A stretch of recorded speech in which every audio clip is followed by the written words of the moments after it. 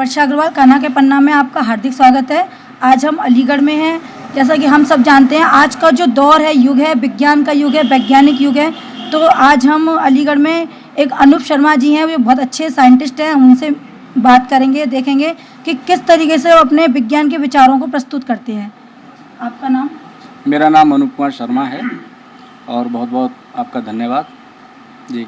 आपका family background किस तरीके का है? देखिए, मेरे जो फादर थे वो हॉर्टिकल्चर डिपार्टमेंट में इंस्पेक्टर थे और हम 4 भाई बहन हैं। आपके फादर गवर्नमेंट जॉब में थे, तो आपका लेखन के प्रति किस तरीके से मतलब रुझान बना आपका? देखिए, मैं शिक्षा जगत से जुड़ा रहा हूँ और मैंने टीचिंग का काम किया है। मैं एक टीचर रहा हूँ, इंग्लिश का टीचर रहा हूँ और इंटर कॉलेज में वाइस प्रिंसिपल में रहा हूँ। तो लेखन का काम तो स्वाभाविक है कि वहाँ से आ गया। और मेरे मित्र हैं श्रीमान राजन सिंह जी, तो वो पहले से ही चूँकि लिख रहे थे, तो उनको देख करके भी मुझे प्रेरणा मिली। तो फिर हम लोगों ने कई किताबों पे फिर हमने साथ में काम किया है। तो सर, आपके जो विषय रहते हैं वो किस तरीके के विषय रहते हैं? देखिए, हमारा जो विषय रहता है वो मेनली धर्म और विज्ञान का रहता है। जैसे हमारे यहाँ ऋषि मुनियों ने हमारे शास्त्रों में बहुत कुछ लिखा है, चाहे भोजन को ले लीजिए आप, या फिर पर्यावरण को आप ले लीजिए, तो उस सब के पीछे एक बहुत बड़ा विज्ञान काम करता है। जैसे आप भोजन करते हैं तो भोजन के बाद एक साथ पानी नहीं लेना चाहिए, तो ये हमारे आयुर्वेद में लिखा है। उस पर फिर हमने काम किया, उस पर हमने सोचा, तो साइंटिफिकली जब हम उसके बैकग्राउंड में गए तो हमको पता चला कि हमें भोजन के तुरंत बाद पानी नहीं लेना चाहिए, क्योंकि वो पाचन में फिर दिक्कत आती है उसमें। अच्छा, तो आप हमारे दर्शकों को कोई भी एक विषय पर जिसमें आपने लिखा है, कोई भी आपके विषय मतलब किसी भी चीज़ को, जैसे धर्म से जोड़ लीजिए, या आप अपने पर्यावरण से जोड़ लीजिए, या आप अपने खाने पीने से, या फिर आपकी रोज़ की दिनचर्या से जोड़ लीजिए, किसी भी एक जो हमारी रोज़मर्रा की प्रक्रिया होती है उसको एक साइंटिफिक तरीके से हमारे दर्शकों को बताइए। जी बिल्कुल। देखिए, मैं 2 बिंदुओं पे बात करना चाहूँगा।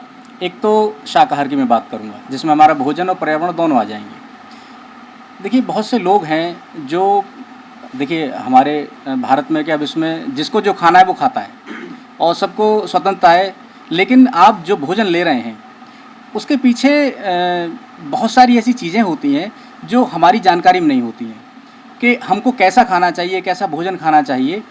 हम किसी को सलाह दे सकते हैं, हम उसके मेरिट्स और डीमेरिट्स बता सकते हैं। अब हम किसी को प्रेशराइज नहीं कर सकते कि आप ये मत खाइए, वो मत खाइए, हमारा ऐसा कोई मकसद भी नहीं है। लेकिन जैसे हमने शाकाहार पे काम किया और जब हम इसके बैकग्राउंड में गए तो हमने पाया कि जैसे कैंसर है तो एंटी कार्सिनोजिन जो होते हैं वो मीट में नहीं होते हैं, वो शाकाहार में आपको मिलेंगे।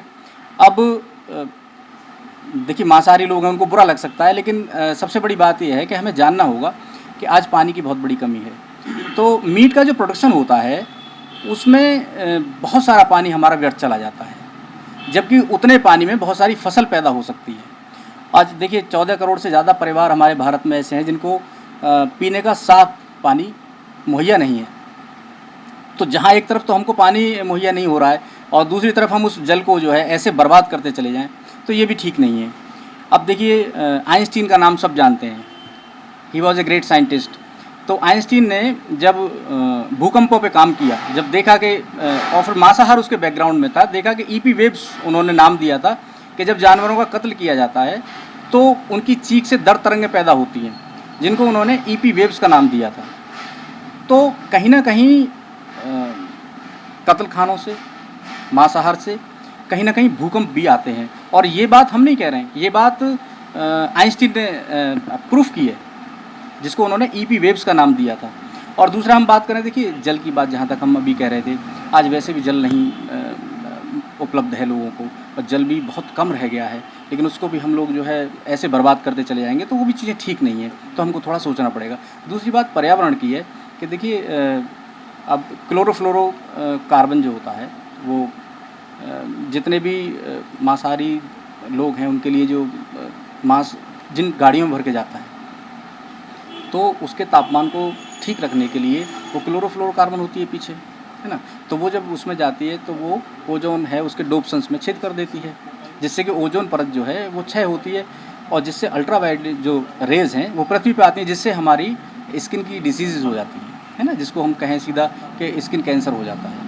तो हमें अपने भोजन पे बड़ा ध्यान रखना चाहिए। जैसे हमारे ऋषि मुनि ने कहा कि जैसा खाओगे अन्न वैसा मनेगा मन, ये डेफिनेट है। आप जैसा खाएंगे, हमने बहुत लोगों से बात की जो मांस का भक्षण करते हैं, तो उन्होंने कहा कि मांसाहारी भोजन लेने के बाद हमको बहुत नेगेटिव फील होता है, हम ठीक महसूस नहीं करते हैं, कभी कोई सर में दर्द बताता है। और देखिए ये बीमारियों की जड़ है मांसाहार, तो हमने इस पर बहुत काम किया है। जी बिल्कुल, जैसा कि आपने कहा कि जिस तरीके से हमारे यहाँ जो देश है, हमारे देश में पानी की बहुत कमी हो गई है। जैसे कि हमारे जो अनुप शर्मा जी ने हमें जैसे बताया कि जब हम नॉन वेज बनाते हैं, मांस को पकाते हैं, तो उसमें जितना पानी व्यर्थ जाता है उतने पानी में एक किसान की फसल तैयार हो सकती है। इस तरीके से उन्होंने हमें पर्यावरण के ऊपर एक संदेश दिया।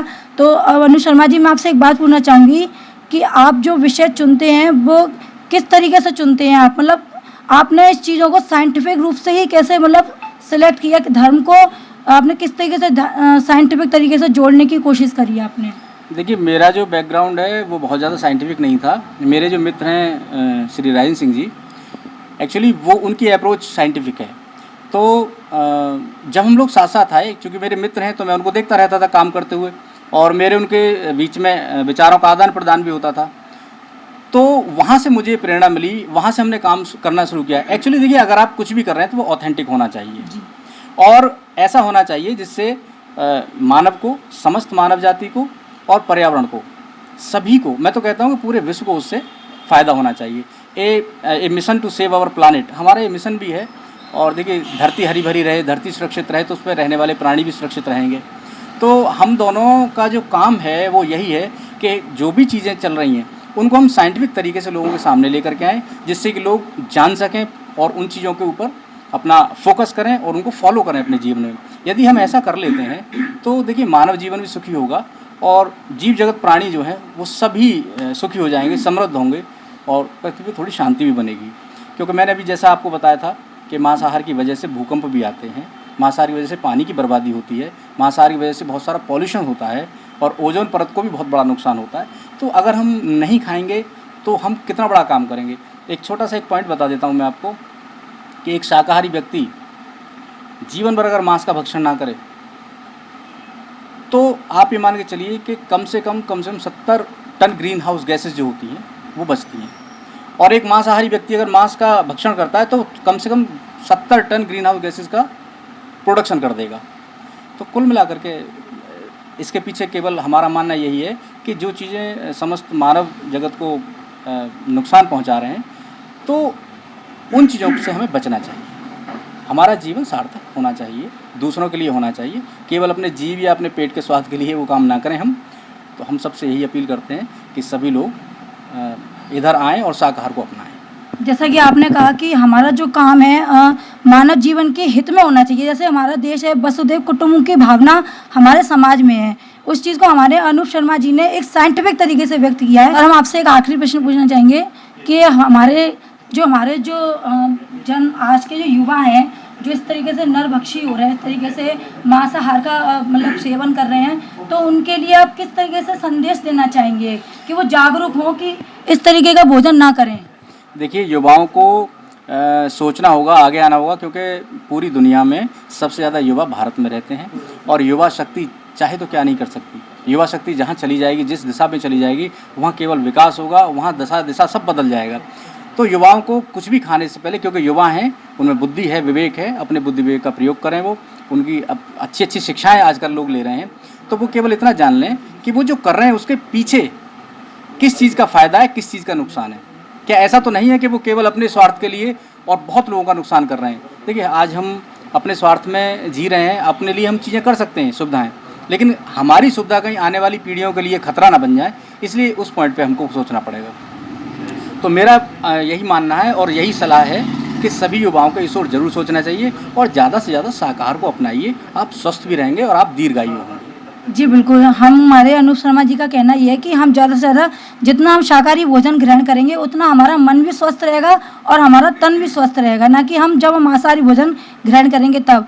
अनुप जी, आपका हमारे चैनल के विषय में क्या विचार है आपका? देखिए आपका चैनल बहुत अच्छा काम कर रहा है और मैं अप्रिशिएट करता हूँ और बहुत आप लोग मेहनत करते हैं, अच्छे अच्छे मुद्दे आप लोग उठाते हैं और बड़े संजीदा मुद्दे आप लोग उठाते हैं, अच्छे अच्छे कार्य आप सब लोग कर रहे हैं। मेरी बहुत बहुत बधाई और शुभकामनाएं आपके चैनल और आपकी पूरी टीम को।